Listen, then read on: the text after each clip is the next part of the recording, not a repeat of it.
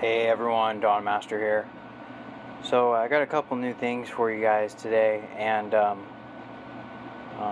really like the way it turned out, and I just went ahead and did it last night, and it actually was pretty easy to do. So I've had this Mac MR5 for quite some time, this quarter drive knurled ratchet, one of my favorite quarter drive ratchets, even though it's not fine tooth.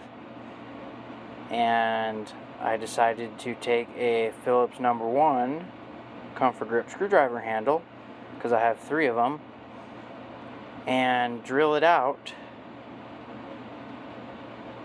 to just a bit smaller size of the knurled handle, and it was a press fit. I was able to press fit it on, and it went pretty smooth. It's not 100% straight, but if you look at it, it's pretty good. It's pretty straight, but if you really take a look, it is just a little bit off. But it's nothing to worry about for the first one I've ever done. And it's tight enough fit to where I didn't have to epoxy this handle on. And I used it today at work all day. Reefed on it quite a bit, and it did not turn, it did not move at all. And when I put this handle on, I was kind of having a hard time deciding, should I have the Mac lettering up with the part number of the screwdriver, kind of different, because it's a screwdriver part number. And I thought about putting this down so you can't see it, but I like that old Mac logo. That's my favorite Mac logo compared to that one. This one seems kind of more vintage. It doesn't say tools under it. I like how it just says Mac, and I think it'd be cool if they just said Mac, but on their new stuff, such as this impact driver, Mac Tools. I don't know, I like the older style better. So that's the MR5 with a comfort grip handle. And another thing that I was kind of skeptical on was the size of the handle. This is the smallest screwdriver handle I have in the sets. I think this is the smallest one you can get, besides the really small pocket pry bars, which would not work. It was really close. I looked at it, but the knurled handle is about as thick as the smallest point here on the pocket pry bar handle.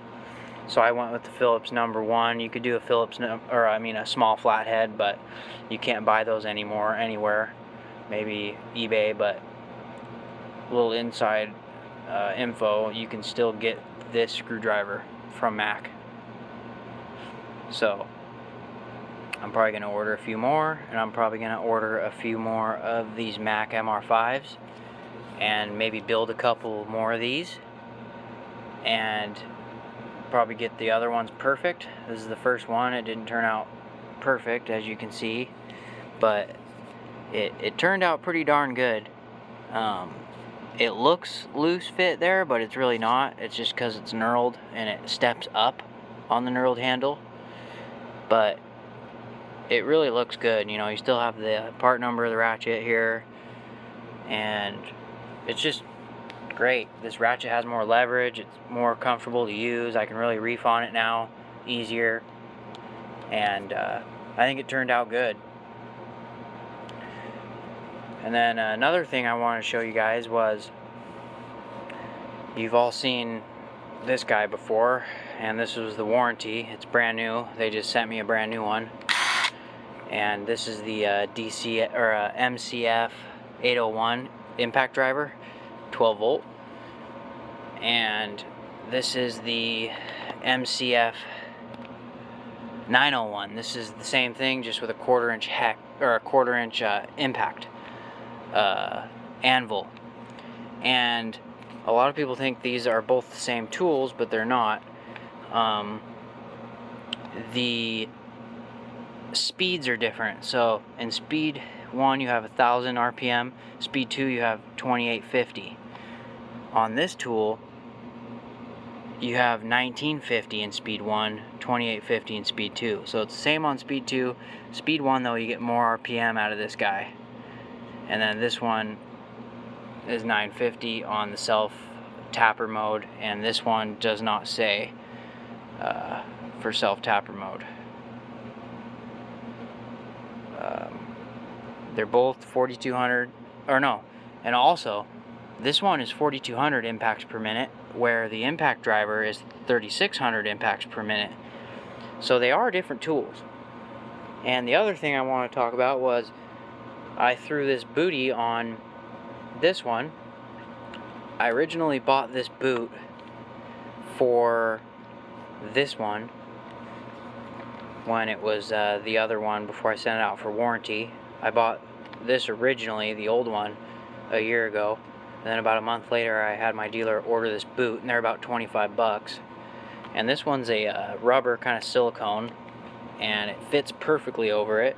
It's just a little bit bulky. That's the only thing I don't like. It's kind of thick if you compare. But what would you guys do? Would you run it? Would you run that boot maybe? It makes them quite a bit, to me it makes it a lot thicker, but it does protect it. And they still say BL spec, and that's the difference in thickness on the back with the boot.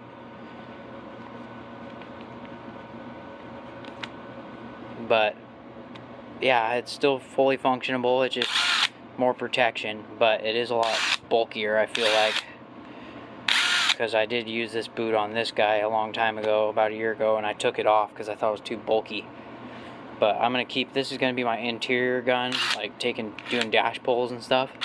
So I think I'm gonna leave the boot off of this, and this one will stay clean in a drawer in my box, and I'll only use it mainly for doing dash pulls because I don't really need an impact driver for anything else but that, because I have all my 1/4-inch bits, and I run my sockets in 1/4-inch bits with this that are socket drive. So I'm gonna leave the boot on this one since it sees a lot more thrashing, I'd say, in the shop.